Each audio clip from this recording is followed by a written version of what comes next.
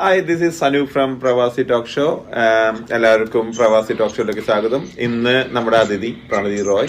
പ്രണതി റോയിനെ കുറിച്ച് പറയുകയാണെങ്കിൽ she's a dancer, she's a instructor, she's a entrepreneur, she's a makeup artist, singer too. I know you sing too, right? So yes. All in one ആണ്. So ഇത് എങ്ങനെ maintain ചെയ്യണം പ്രണതി? ഇതെങ്ങനെ maintain ചെയ്യണേ? Maintain ചെയ്യുന്ന വെച്ചിട്ടുണ്ടെങ്കിൽ ഇപ്പം എല്ലാം സത്യം പറഞ്ഞാൽ ഒരുമിച്ച് ചെയ്യുന്നില്ല. ഓരോരോ മൂഡില് മേക്കപ്പ് പഠിക്കാൻ പെട്ടെന്ന് ഒരു ആഗ്രഹം, അപ്പൊ മേക്കപ്പ് പഠിച്ചു. സത്യം പറഞ്ഞാൽ മേക്കപ്പ് പഠിച്ചത് സ്വന്തമായി ഇങ്ങനെ നന്നായി മേക്കപ്പ് ചെയ്യാമെന്ന് അറിയാതെ, പിന്നെ കുറച്ചു നാൾ അത് ഇങ്ങനെ പ്രൊഫഷണൽ ആക്കി ഇങ്ങനെ കൊണ്ടുപോയി. പാട്ടാണെങ്കിലും ഒരു ആഗ്രഹത്തിന് കുറച്ച് പഠിച്ചു, പിന്നെ അതും കിട്ടും. കുറച്ചു നാള് ബാൻഡിലൊക്കെ പാട്ട് പാടി, എല്ലാം എന്താ പറയാ ഒന്ന് ട്രൈ ചെയ്ത് നോക്കിയതാണ്. ഇപ്പം ശരിക്കും പറയുകയാണെങ്കിൽ ഡാൻസ് ആണ് ഇങ്ങനെ എന്താ പറയാ കറക്റ്റ് കണ്ടിന്യൂ ചെയ്ത് ഇങ്ങനെ പോകുന്നത് ഡാൻസ് ആണ്. പക്ഷെ ഡാൻസ് ഒരു രക്ഷയില്ല കേട്ടോ. ഞാൻ എല്ലാ ഡാൻസും കണ്ടു, ഒരു രക്ഷയില്ല.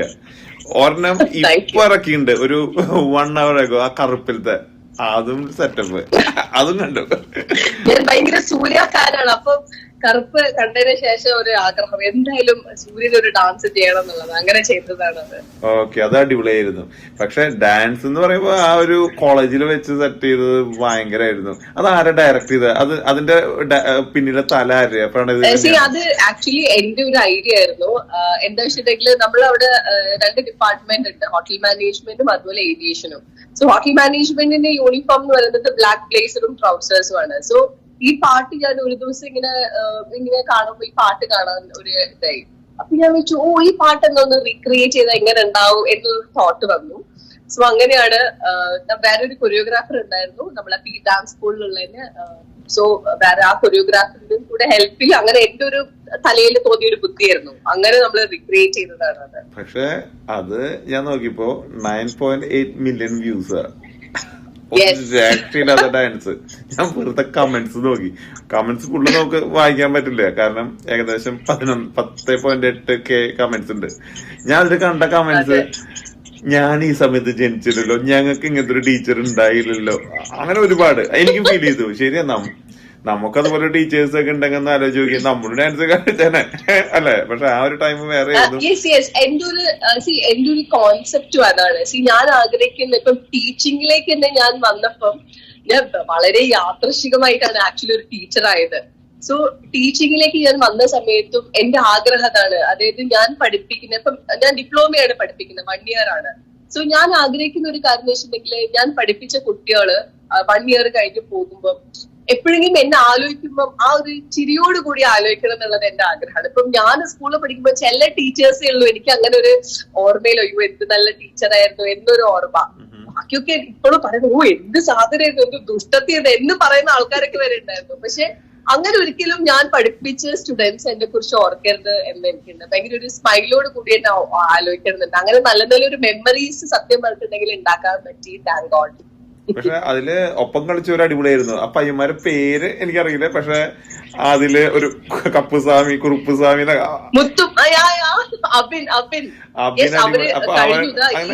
അവര് പോയി, അബിനൊക്കെ പോയി. ഇനി നെക്സ്റ്റ് ഇയർ സ്റ്റുഡൻസ് വരണം. അവിടെ അതില് എല്ലാരും അടിപൊളിയായിരുന്നു. ആ ഒരു സോങ് ഞാൻ എന്റെ ഫേവറേറ്റ് സോങ് കൂടിയാണ്. അപ്പൊ ഞാൻ ഇത് ആദ്യം തന്നെ നോക്കിയേ, കൊള്ളാലോ, ഇത് എല്ലാരും അടിപൊളിയായിരുന്നു. അതിലത്തെ സ്റ്റുഡൻസിനൊരു അത് എന്താ പറയാ, അവർക്കൊരു ഹാറ്റ്സ് ഓഫ് തന്നെയാണ്. അവര് അടിപൊളിയായിട്ട് അത് ചെയ്തിട്ടുണ്ട്. അതുപോലെ ആക്ച്വലി നമ്മള് പ്രാക്ടീസ് ഒക്കെ ചെയ്ത വീഡിയോ ആയിരുന്നു. പ്രാക്ടീസ് വെച്ചിട്ടുണ്ടെങ്കിൽ നമ്മള് കൊറിയോഗ്രാഫർ 12 o'clock വരെയാണ് ആക്ച്വലി കോളേജിന്റെ ടൈമിങ്, 9 to 12 ആണ്. സോ 11:50 ആക്ച്വലി കൊറിയോഗ്രാഫർ വന്ന് ജസ്റ്റ് സ്റ്റെപ്പ് ഇങ്ങനെ കാണിച്ചു പോകും. പിന്നെ കുട്ടികളെല്ലാരും പാർട്ട് ടൈം ജോബ് ഒക്കെ ചെയ്യുന്ന കുട്ടികളാണ്. സോ അവർക്കും ടൈം ഉണ്ടാവില്ല. സോ ഞാൻ എന്ത് ചെയ്യാന്ന് വെച്ചാൽ ബാക്കിയുള്ള ടൈമിൽ അവരെ കൊണ്ട് പ്രാക്ടീസ് ചെയ്യിപ്പിക്കും. അങ്ങനെ നമ്മൾ എടുത്തൊരു വീഡിയോ, അങ്ങനെ നല്ലൊരു എഫേർട്ട് ഉണ്ടല്ലോ ആ വീഡിയോയിൽ, കണ്ടാൽ തന്നെ അറിയാം. ആൻഡ് ക്യാമറ സന്ദീപ് സാറായിരുന്നു ക്യാമറ. സന്ദീപ് എന്ന് വെച്ചിട്ടുണ്ടെങ്കിൽ നമ്മളെ പി സ്കൂളിൽ തന്നെയുള്ള ക്ലാസിക്കൽ ഡാൻസറാണ് ആക്ച്വലി. അപ്പം സന്ദീപ് ആയിരുന്നു വീഡിയോ എടുത്തത്. പ്രൊഫഷണൽ വീഡിയോഗ്രാഫറും കൂടിയാണ്. അപ്പം ആ ഒരു ക്യാമറയും കൊറിയും അടിപൊളി. എഡിറ്റ് ചെയ്ത ആൾക്കും ഭയങ്കര സ്കില്ലുള്ള ആളാണ് എഡിറ്റ് ചെയ്തേക്കണത്. അതാരും എഡിറ്റ് ചെയ്ത് ഞാനാണ്. അപ്പൊ ഡയറക്ടർ ഞാൻ കൺഫ്യൂസ് ആയി. ഐഡിയ എന്റേതാണ്, എഡിറ്റിംഗ് എന്റേതാണ്. അടിപൊളി. അപ്പൊ ഡയറക്ടർ താനാണ്. അതെ, അടിപൊളി, ഒരു രക്ഷയില്ലാത്ത സംഭവമായി പോയി. അതുപോലെ തന്നെ ഞാൻ ഒരുപാട് ഡാൻസ് കണ്ടിട്ടുണ്ട്. അതായത് ഞാൻ ക്ലാസിക്കൽ ടച്ചിൽ കാണാം, പഴയ സോങ്സ് താൻ കളിക്കണ കാണാം. ഭയങ്കര രസമായി, എനിക്ക് ഭയങ്കര ഇൻട്രസ്റ്റ് ആയത്. അതായത് ചില പഴയ സോങ്സ് നമ്മൾ ഒരിക്കലും പ്രതീക്ഷിക്കില്ല ഇങ്ങനത്തെ ഒരു ഡാൻസ്. അത് ഈ അടുത്ത് ഇട്ട ഒരു സോങ് ആണ്. അങ്ങനെ ഒരുപാട് ഞാൻ കണ്ടിട്ടുണ്ട്. അതുപോലെ അപ്പൊ ഈ ഒരു എങ്ങനെ ഈ ഡാൻസിലേക്ക് എത്തി, അല്ലെങ്കിൽ ഞാൻ സ്റ്റാർട്ടിങ്ങിലോട്ട് പോവാം. അതായത് എങ്ങനെയാണ് ഇൻസ്റ്റാഗ്രാമിൽ കയറിയപ്പോ ഒരു പ്രതീക്ഷ ഉണ്ടായിരുന്നോ ഇത്രയധികം ഫോളോവേഴ്സ് അല്ലെങ്കിൽ ഇത്രയധികം വ്യൂസ്, അങ്ങനെയൊക്കെ പ്രതീക്ഷ ഉണ്ടായിരുന്നോ? ഇല്ല, എനിക്ക് ആക്ച്വലി വീഡിയോ ചെയ്യാൻ ഇഷ്ടം. ഞാൻ ആക്ച്വലി പെട്ടെന്ന് ഒരു ഡാൻസിലേക്ക് വന്ന ഒരാളൊന്നുമല്ല. ഞാൻ പണ്ട് മുതലേ ഡാൻസിലും പാട്ടിലും മോഡലിംഗും ഒക്കെ ചെയ്തുകൊണ്ടിരുന്ന ഒരാളായിരുന്നു. പെട്ടെന്ന് എനിക്കൊരു പാഷൻ വന്നതോ അതൊന്നുമല്ല. സോ ഞാന് പണ്ട് മിസ് മലബാറിൽ മിസ് ടാലന്റ് ആയിരുന്നു, മിസ് ഡാൻസ് മെയിൻ ബ്യൂട്ടിഫുൾ, എന്താ പറയാ, ബ്യൂട്ടിഫുൾ മിസ് ടാലന്റ് ആയിരുന്നു. എക്സ്ക്യൂസ് മീ, ഞാൻ പനിയൊക്കെ പിടിച്ചിങ്ങനെ ഇരിക്കായിരുന്നു. അതേപോലെ തന്നെ ഡാൻസർ ആയിരുന്നു, ഇന്റർ കോളേജില് ബെസ്റ്റ് ഡാൻസർ ആയിരുന്നു. സോ അതൊക്കെ വിട്ട് പിന്നെ പെട്ടെന്നായിരുന്നു കല്യാണം, പെട്ടെന്നായിരുന്നു. സോ കല്യാണം കഴിഞ്ഞു. ആ ടൈമിലൊക്കെ കുറച്ചൊക്കെ മൂവിയിൽ ചെയ്യണമെന്നൊക്കെ വിചാരിച്ചു. പക്ഷെ ചെറിയ ചെറിയ റോളൊക്കെ ആയിരുന്നു കിട്ടിയത്. അപ്പം ചെറിയ ചെറിയ റോൾ ആയതുകൊണ്ട് പിന്നെ വീട്ടിൽ നിന്ന് വിട്ടില്ല, പോണ്ടാന്ന് പറഞ്ഞു. സോ ആ ആഗ്രഹം ഞാൻ അങ്ങോട്ട് മറന്നു. ഇനിയിപ്പൊ അതെന്തായാലും ഇത് നടക്കില്ല, കല്യാണം കഴിഞ്ഞു തീരെ നടക്കൂല എന്നുള്ളതായി. പിന്നെ മോനായി, എനിക്കൊരു മോനുണ്ട്, ഇപ്പം 8 years ആയി. സോ ഹസ്ബൻഡ് ഭയങ്കര സപ്പോർട്ട് ചെയ്യുന്ന ഒരാളാണ്, നന്നായി ഡാൻസ് ചെയ്യുന്ന ഒരാളാണ്. ഞങ്ങളെ ഡാൻസ് റീസെന്റ് നമ്മൾ അപ്ലോഡ് ചെയ്തിട്ടുണ്ട്. ഞാൻ കണ്ടു അഖിൽ, അതും സൂപ്പറാ. നിങ്ങൾ തമ്മിലൊക്കെ കെമിസ്ട്രി ഭയങ്കര അടിപൊളിയാട്ടോ. ഞാൻ വീഡിയോസ് ഒക്കെ കണ്ടു, അതില് അഖിലായിട്ടുള്ള ഡാൻസ് അടിപൊളിയാണ്. ഞാൻ എന്ത് ചെയ്തു, ഞാൻ ടിക്ടോക്ക്, ആ ടൈമിൽ ടിക്ടോക്ക്, കോവിഡിന്റെ ടൈമിൽ ടിക്ടോക്ക് തുറന്നു. അതിൽ കുറച്ചൊക്കെ വീഡിയോസ് ഒക്കെ ചെയ്തു, കുറച്ച് ഡാൻസ് ഒക്കെ ചെയ്തു. എന്നാൽ ഒരു വലിയ ബ്രേക്ക് വന്നു. പിന്നെ കോവിഡ് എല്ലാം കഴിഞ്ഞിരിക്കുന്ന സമയത്ത് എനിക്ക് തന്നെ തോന്നി എന്ത് ബോറിംഗ് ആണ്, കാരണം ഒന്നും ചെയ്യാനില്ല. അതിന്റെ ഇടയ്ക്കാണ് ഞാൻ ജ്വല്ലറിന്റെ ബിസിനസ് സ്റ്റാർട്ട് ചെയ്തു, അതൊക്കെ ചെയ്തുകൊണ്ടിരിക്കുന്നത്. എന്നാലും എനിക്ക് എന്റെ മനസ്സിൽ ആ ഒരു പാഷൻ തോന്നില്ല ഡാൻസിന്റെ അടുത്തും പാട്ടിന്റെ അടുത്തൊന്നും. സോ അങ്ങനെയാണ് എന്റെ വീട്ടിന്റെ തൊട്ടടുത്തുള്ള ഡാൻസ് സ്കൂൾ, ഡാൻസ് സ്കൂളിൽ ഞാൻ ജോയിൻ ചെയ്യുന്നത്. സോ അവിടെ പോയി ജോയിൻ ചെയ്തു, തിരിച്ച് ഡാൻസ് ചെയ്യാൻ വേണ്ടി തുടങ്ങി. സോ അവിടെയും നല്ല സപ്പോർട്ടായിരുന്നു. അങ്ങനെയാണ് ഞാൻ തിരിച്ച് ഡാൻസിലേക്ക് വന്നത്. പക്ഷെ എന്നാലും അങ്ങനെ എന്താ പറയാ, ഇൻസ്റ്റയിൽ ഇങ്ങനെ വീഡിയോ ഇടണം അങ്ങനെയൊന്നും ഒരു പ്ലാൻ ഒന്നും ഉണ്ടായിരുന്നില്ല. അത് സാറിന്റെ കൂടെ വീഡിയോ ചെയ്ത് തുടങ്ങി അങ്ങനെ ഫോളോവേഴ്സ് വന്നു. പിന്നെ എനിക്ക് എന്താ പറയാ, ഞാൻ ഫുള്ളായിട്ട് അങ്ങനെ ഇറങ്ങി. സത്യം പറയാം, ഇപ്പോഴാണ് ഫുൾ ഫ്ലഡ്ജിൽ ഇറങ്ങിയത്. പിന്നെ കോളേജിലെ ഡാൻസ് വീഡിയോ ഭയങ്കര വൈറലായി. അങ്ങനെ പിന്നെ ഹാരിസ് ജയരാജ് വരെ ലൈക്ക് ചെയ്ത വീഡിയോ ആണ്. സോ ഭയങ്കര സന്തോഷായി. പുള്ളിക്കാരന്റെ ബെസ്റ്റ് സോങ്സ് അത്, പുള്ളിക്കാരന്റെ മ്യൂസിക് ഡയറക്ട് ചെയ്ത സോങ് അത്, ആ സോങ് അല്ലേ? അപ്പൊ അതൊരു ഭയങ്കര വൈറലായി കഴിഞ്ഞല്ലോ. സോ അത് അടിപൊളിയായിരുന്നു. അത് കഴിഞ്ഞിട്ട് ഞാൻ വേറൊരു കാര്യം, അഖില് ഫാമിലി ഒക്കെ ഒരുപാട് സപ്പോർട്ട് ചെയ്യുന്നുണ്ടോ? ഓക്കെ ആണോ? അതോ ഫാമിലി ഒരുപാട് സപ്പോർട്ട് ചെയ്യുന്നുണ്ടോ? അതായത് ഡാൻസോ അല്ലെങ്കിൽ ഇങ്ങനത്തെ സംഭവം അല്ലെങ്കിൽ ഇൻസ്റ്റാഗ്രാം, അതായത് ഇപ്പൊ സപ്പോർട്ട് ചെയ്യും കാരണം താൻ ഓൾറെഡി എസ്റ്റാബ്ലിഷ് ആയി. അതിലൊരു ഇനീഷ്യൽ സ്റ്റേജിൽ എങ്ങനെയായിരുന്നു? യെസ്, എല്ലാവരും ഭയങ്കര സപ്പോർട്ടീവ് ആണ്. അച്ഛന് ഭയങ്കര ആഗ്രഹമാണ്, എന്താ പറയാ, ഞാൻ ആക്ച്വലി അങ്ങനെ ഭയങ്കര പഠിപ്പിസ്റ്റോ, പഠിപ്പിൽ ഭയങ്കര എന്താ പറയാ ക്ലാസ്സിൽ ഫെസ്റ്റോ അങ്ങനെ ഒന്നുള്ള ഒരാളല്ല. എന്റെ പണ്ടേ ഉള്ള ഒരു ഇതെന്ന് വെച്ചാൽ ഡാൻസും പാട്ടും അതൊക്കെ തന്നെയാണ് എന്റെ ഒരു ഫീൽഡ് എന്ന് പറഞ്ഞാല്. സോ അവർക്കും ഞാൻ അതിലെന്തെങ്കിലുമൊക്കെ ആയി കാണാൻ ആഗ്രഹിക്കുന്ന ആൾക്കാരാണ്. അച്ഛനായാലും അമ്മയായാലും ഭയങ്കര സപ്പോർട്ടീവ് ആണ്. അച്ഛനമ്മ മാത്രമല്ല, ഹോൾ അമ്മേന്റെ സിസ്റ്ററും എല്ലാവരും ഭയങ്കര സപ്പോർട്ടീവ് ആണ്, ഇൻക്ലൂഡിങ് മൈ ഹസ്ബൻഡ് ഭയങ്കര സപ്പോർട്ട്. എന്റെ അടുത്ത് പറയും, നീ അടിപൊളിയായി നീ ചെയ്താൽ എനിക്ക് ഭയങ്കര സന്തോഷമാണ് പറയും. അപ്പം ഞാൻ ഈ റീസെന്റ്ലി ഒരു മൂവി ചെയ്തു, ഭയങ്കര വലിയ റോളൊന്നുമല്ല, സ്റ്റിൽ ഞാൻ തന്നെയാണ് ഡബ് ചെയ്തത്. സോ ആ മൂവി റിലീസ് ചെയ്തപ്പോഴും Akhil was very happy. Akhil പറയുന്നത്, അഖിലായിരുന്നു ഞാൻ ആദ്യം അത് കണ്ടു. അഖിൽ ആഫ്രിക്കൻ എന്റെ ഹസ്ബൻഡ് മെർച്ചന്റ് നേവി സെയിലിംഗിലാണ്. സോ ഞാൻ ഈ വീഡിയോ അയച്ചുകൊടുത്തപ്പോഴും ഭയങ്കര ഹാപ്പി ആയിരുന്നു. അപ്പൊ തന്നെ സ്റ്റോറിയൊക്കെ ഉണ്ട്. ഭയങ്കര സപ്പോർട്ടീവ് ആണ്, എല്ലാവരും ഭയങ്കര സപ്പോർട്ടീവ് ആണ്. ഇൻലോസ്, മൈ മദർ ഇൻലോ എല്ലാരും പോയി മൂവി ഒക്കെ കണ്ടു, അഭിപ്രായമൊക്കെ പറഞ്ഞു. Very happy. ഇങ്ങനെ മറ്റേ സീൻ പോലെ മറ്റേ ഇങ്ങനെ അത് ചെയ്തോ അമ്മ വെയിറ്റ് ചെയ്യൂ. സോ അപ്പൊ നീ പറയുമ്പോ പറയാ, ഈ ഇരിക്കണ ആളെ ആരാന്ന് അറിയില്ല അങ്ങനെ. അതെ. സോ എനിക്ക് ഭയങ്കര സന്തോഷമായി. കാരണം ഞാൻ അങ്ങോട്ട് കല്യാണം കഴിച്ച് വരുമ്പം അങ്ങനെ അല്ലായിരുന്നല്ലോ. ഇതൊക്കെ റീസെന്റ് ഉണ്ടായ കാര്യങ്ങളാണല്ലോ. ഇൻസ്റ്റയില് ഫോളോവേഴ്സ് ആയാലും ശരി, മൂവി ആയാലും ശരി. സോ എനിക്ക് ഭയങ്കര ഒരു പ്രൗഡ് മൂവ്മെന്റ് തന്നെയാണ്. ഓക്കെ, അപ്കമിങ് മൂവീസ് ഏതെങ്കിലും വരുന്നുണ്ട് ഇപ്പോ? അപ്കമിങ് പിന്നെ സത്യം പറഞ്ഞാൽ ഒന്നും ട്രൈ ചെയ്തിട്ടൊന്നുമില്ല. ഈ മൂവി തന്നെ ആക്ച്വലി ഞാൻ കുറച്ചു മുന്നേ എനിക്കൊരു നേർച്ച ഉണ്ടായിരുന്നു. മുടി പൊട്ടിയൊക്കെ അടിച്ചിങ്ങനെ ഇരിക്കുകയായിരുന്നു. മുടിയൊക്കെ വളർന്ന ഒരു ബോയ്ക്കട്ട് ആയിരിക്കുന്ന സമയത്തായിരുന്നു ഈ മൂവി ചെയ്തത്. ഇപ്പൊ മൂവി റിലീസ് ചെയ്ത് കഴിഞ്ഞപ്പോ ഞാൻ വിചാരിച്ചു ഇനി എന്തായാലും ഒന്ന് ട്രൈ ചെയ്യണം, കുറച്ച് മൂവീസിലും കൂടി ചെയ്യണം എന്നൊക്കെ വിചാരിക്കുന്നുണ്ട്. എന്താണെന്നൊന്നും അറിയില്ല. നല്ല നല്ല ചാൻസുകൾ കിട്ടത്തെ എല്ലാം കിട്ടും, പേടിക്കണ്ട. സോ ഇപ്പൊ എന്തിലാ ഫോക്കസ് ചെയ്യാൻ പ്ലാൻ ചെയ്യണ? ഓൺ ഇൻസ്റ്റ, ഡാൻസ് അത് മാത്രമാണോ, അതോ എല്ലാം ഇത് പറഞ്ഞ പോലെ ആക്ടിങ് കൂടി മോർ ഫോക്കസ് ചെയ്യാനുള്ള പ്ലാൻ ഉണ്ടോ? എനിന്ന് വെച്ചിട്ടുണ്ടെങ്കിൽ നമ്മൾ ഈ കോളേജ് റിലേറ്റഡ് വീഡിയോസ് എന്തായാലും ചെയ്യാനുള്ള പ്ലാൻ ഉണ്ട്. അതേപോലെ തന്നെ ടീച്ചിങ്, ഞാൻ ടീച്ചിങ്ങിലേ വരുമെന്ന് വിചാരിച്ച ആളല്ല, പക്ഷെ ഞാൻ വിചാരിക്കാണ്ട് ടീച്ചറായതാണ്. സോ ഈ റീസെന്റ് ഞാനൊരു ബിസിനസ് സ്റ്റാർട്ട് ചെയ്തു, ഞാനും എന്റെ ഫ്രണ്ടും കൂടി. അവള് ചൈൽഡ് സൈക്കോളജിസ്റ്റ് ആണ്, സ്വന്തമായിട്ടൊരു ക്ലിനിക് ഉണ്ട്. She is also A dancer. നമ്മൾ സെയിം ഡാൻസ് സ്കൂളിലാണ്.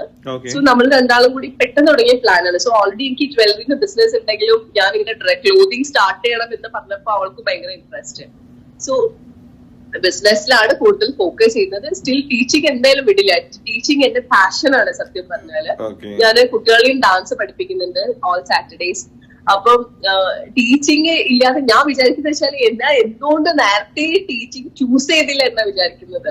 എന്റെ ഗ്രാൻഡ് മദർ ടീച്ചറായിരുന്നു, ലൈക്ക് ഹെഡ് മിസ്ട്രസ് ആയിട്ട് റിട്ടയർ ചെയ്തതാണ്.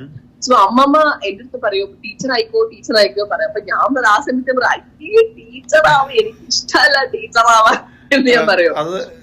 പക്ഷെ വിചാരിക്കാണ്ട് ടീച്ചറായി. പക്ഷെ ഞാൻ ഒരിക്കലും ഇത്രയും എൻജോയ് ചെയ്യുന്ന ഒരു ജോബ് സത്യം പറഞ്ഞാൽ വേറെ ഇല്ല. ഭയങ്കര സന്തോഷാണ്. സോ എല്ലാം കൂടി മിക്സ് ചെയ്ത് ഇങ്ങനെ പോണം എന്നാണ് വിചാരിക്കുന്നത്. ഇപ്പൊ പാട്ടുകൂടി ഒന്ന് തുടങ്ങണം, തിരിച്ച് പാടണം എന്ന് വിചാരിക്കുന്നുണ്ട് ഇപ്പൊ. സോ ഞാൻ പറയുന്നത് അത് ഭയങ്കര സംഭവമാണ്. അതായത് ആൾക്കാർ ഇപ്പൊ പറഞ്ഞത് ഏതെങ്കിലും ഒന്ന് കോൺസെൻട്രേറ്റ് ചെയ്യാനൊക്കെ പറയും. പക്ഷെ ഇത് അങ്ങനെയല്ല, എല്ലാം മെയിൻറ്റെയിൻ ചെയ്യല് ഭയങ്കര സ്കില്ല. അത് പറ്റില്ല ഒരു പെട്ടെന്ന്. അതായത് ഇപ്പോ എല്ലാം കൂടി ചെയ്യാൻ സക്സസ്ഫുൾ ആവാൻ അറിയില്ലല്ലോ. അല്ല അങ്ങനല്ല, താൻ ഓൾറെഡി സക്സസ്ഫുൾ ആണ്. അതാണ് ഇതിന്റെ ഒരു വേറൊരു കാര്യം. അല്ലെങ്കിൽ ഞാൻ തന്നെ അപ്രോച്ച് ചെയ്യും, തന്നെ പറ താൻ ഓൾറെഡി സക്സസ്ഫുൾ ആണ്, അതുകൊണ്ടാണല്ലോ അപ്രോച്ച് ചെയ്യണം. താൻ വേറൊരു കാര്യം ഞാൻ മനസ്സിലാക്കണം. അതായത് ഇവിടെയൊക്കെ ഒരുപാട് പേര് പറഞ്ഞിട്ടുണ്ട് ഒരു ജോലി ഉണ്ട്, അയ്യോ ഒരു ജോലി കഴിഞ്ഞ് വീട്ടിൽ വന്നിട്ട് അയ്യോ വീട്ടിൽ തന്നെ കാര്യങ്ങൾ നോക്കി ഭയങ്കര നമുക്ക് വേറെ ഒന്നിനും സമയമില്ല എന്ന് പറയണവരോട് ഈ വീഡിയോ എടുത്ത് ഞാൻ കാണിച്ചു കൊടുക്കും. Serious right. ഇപ്പൊ അതില് വലിയൊരു ഭാഗം എന്റെ ഫാമിലി തന്നെയാണ്, എസ്പെഷ്യലി അച്ഛൻ. സോ ഞാൻ ഇപ്പൊ പറഞ്ഞത് എനിക്കൊരു മോനുണ്ട്, മോൻ 8 years ആയി. സോ എന്തായാലും എന്റെ വലിയൊരു ടൈം ഞാൻ മോന് വേണ്ടി മാറ്റി വെക്കണം. പക്ഷെ ആ ഒരു വലിയൊരു ടൈം അല്ലെങ്കിൽ ആ ഒരു വലിയൊരു എന്താ പറയാ ഒരു സ്പേസ് നികത്തുന്നതെന്ന് വെച്ചാൽ അത് കവർ ചെയ്യുന്നത് അച്ഛനാണ്. സോ അച്ഛൻ പറയും നീ വീഡിയോ ചെയ്യും, മോന്റെ കാര്യങ്ങൾ ഞാൻ ചെയ്യാം, അല്ലെങ്കിൽ എനിക്ക് എന്തെങ്കിലും ഒരു കാര്യം പറ്റില്ല. അപ്പൊ അത് അച്ഛൻ വന്ന് ചെയ്യുന്നു. എനിക്ക് എന്തെങ്കിലും സപ്പോർട്ടിന് ആളുണ്ട്, ഭയങ്കര സപ്പോർട്ടീവായ ഫ്രണ്ട്സ്, കുറച്ച് നല്ല കുറയൊന്നുമില്ല, വിരലിലുണ്ടാവുന്ന 1-2 എന്റെ ബിസിനസ് പാർട്ട്ണർ ലിതു. സോ അവരൊക്കെ എന്ന് വെച്ചാൽ ലൈഫിലെ വലിയൊരു ഭാഗമാണ് സപ്പോർട്ടിങ്ങിന്റെ കാര്യത്തിൽ. അല്ലെങ്കിൽ എനിക്ക് തോന്നുന്നില്ല ഒറ്റയ്ക്കാണെങ്കിൽ 100% എനിക്ക് എല്ലാം കൂടി എന്തായാലും എനിക്ക് ചെയ്യാൻ പറ്റില്ല. നമുക്ക് ഇതിനൊക്കെ സമയം വേണമല്ലോ. സോ ആ സമയം എനിക്ക് ഇവിടെ ഇത്രയും ആൾക്കാർ എനിക്ക് അതിനു വേണ്ടി എന്റെ കൂടെ നിൽക്കുന്നതുകൊണ്ടാണ് ആ സമയം ഞാൻ കണ്ടുപിടിക്കുന്നത്. ഇത് ഒരു സർക്കിളിൽ വന്ന് പെട്ടുതാൻ യു ആർ റിയലി ലക്കി. അല്ലെങ്കിൽ ഈ ഒരു സമയത്ത് എനിക്ക് അത് ചെയ്യണം ഇത് ചെയ്യണം അതൊക്കെ മതി, വീട്ടിലിരുന്നാ മതി, കുക്ക് ചെയ്യണം, അതൊന്നുമില്ലല്ലോ. ലക്കി തന്റെ ഒരു എഫേർട്ട് ഇടണതും കൂടി ഉണ്ട്, നമ്മൾ എടുക്കുന്ന എഫേർട്ട്. സോ റൈറ്റ് നൗ ഇവിടെ എന്റെ സമയം 4 മണി 4:15 നോർമൽ ഈവനിങ് ആണ്. പക്ഷെ തന്റെ സമയം എനിക്ക് നന്നായി അറിയാം, 12 o'clock റൈറ്റ്, 12:30. ബട്ട് എനിക്ക് ആ ഒരു സമയം തന്നെ അതൊരു എനിക്കറിയാം, ഒരുപാട് വീഡിയോ എഡിറ്റിങ്ങും കാര്യങ്ങളൊക്കെ ആയിട്ട് നിൽക്കണം. അതുകൊണ്ട് അതാ ഞാൻ പറയണേ, അതായത് ഈ ഒരു ടൈം മാത്രമാണ് എല്ലാവർക്കും ഈക്വൽ ആയിട്ടുള്ളൂ. അതെങ്ങനെ യൂട്ടിലൈസ് ചെയ്യണു, that's the main thing right.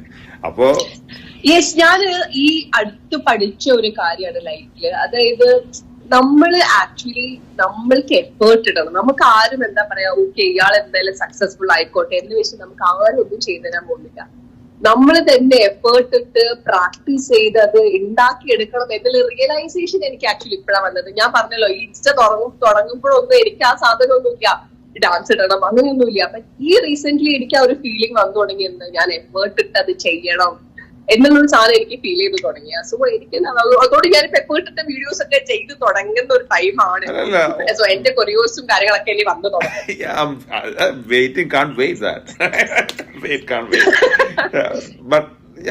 So ഒരുപാട് പുതിയ പുതിയ വീഡിയോസ് ഞാൻ പ്രതീക്ഷിക്കുന്നുണ്ട്. ഇനിയും ഒരു എന്താ പറയാ ഈ ചാനലില് ഇനിയും വരണം പ്രണതി. ലൈക്ക് യുനോ ഇത് ഒരു സ്റ്റാർട്ടിംഗ് ആണ്. ഇനിയും ഞാൻ വിളിക്കും പ്രണതി. ഇപ്പൊ ഒരു 20 million ആയാലോ വ്യൂസ് ഒക്കെ ആയി വരൂ, ഒരു ബൈറ്റ് തരൂ. നോട്ട് ബൈറ്റ്, ലൈക്ക് ഒരു 1 hourന്റെ ഒക്കെ ഒരു എന്താ പറയാ മോട്ടിവേഷൻ വീഡിയോ അങ്ങോട്ട് കൊടുക്കണം. കാരണം ഒരുപാട് പേര് പാഷനൊക്കെ വിട്ടിട്ട് ജസ്റ്റ് ജോലി വീട്ടിലിരിക്കണം. അയ്യോ ഭർത്താവിനൊക്കെ നോക്കിയിരിക്കണം. അതിനൊക്കെ മാറി വേറെ ലെവലിൽ ചിന്തിക്കാൻ പറ്റണവര് അത് പുറത്തു വരണ്ടേ. നമ്മുടെ ഉള്ളിൽ ടാലൻസ് ഉണ്ടായിട്ട് മാത്രം പോരാ, അത് പുറത്തേക്ക് വരണം. അതെ അതെ, നമ്മൾക്ക് ആ പാഷൻ ഉണ്ടെങ്കിൽ ഞാൻ പറയുന്നു നമ്മള് എന്താ പറയാ നമ്മള് അയ്യോ ഇനി എന്ത് ചെയ്യും, എന്റെ കല്യാണം കഴിഞ്ഞു എനിക്കിനി ഞാൻ എന്ത് ചെയ്യണം അങ്ങനെ ഒരിക്കലും വിചാരിക്കരുത്. നമുക്ക് ആ ഒരു ഉള്ളിൽ ആഗ്രഹം ഉണ്ടെങ്കിൽ 100% നമ്മൾ ഇറങ്ങണം. എല്ലാരോടും എനിക്ക് അതാ പറയാനുള്ളത്.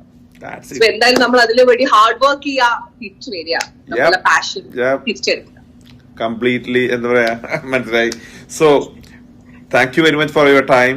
ഇതൊരു എന്താ പറയാ ഈ ഒരു ഷോനെ എന്താ പറയാ ഇത്രയും എന്താ പറയാ എനർജറ്റിക് ആയ ഒരാളെ അത് ഈ ഒരു സമയത്തായാലും ഇത്ര എനർജറ്റിക് ആയിട്ട് സംസാരിക്കണ്ടല്ലോ. Hats off. Thank you Pranathi.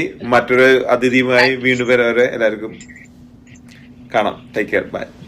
By. Thank you Sanu. Welcome.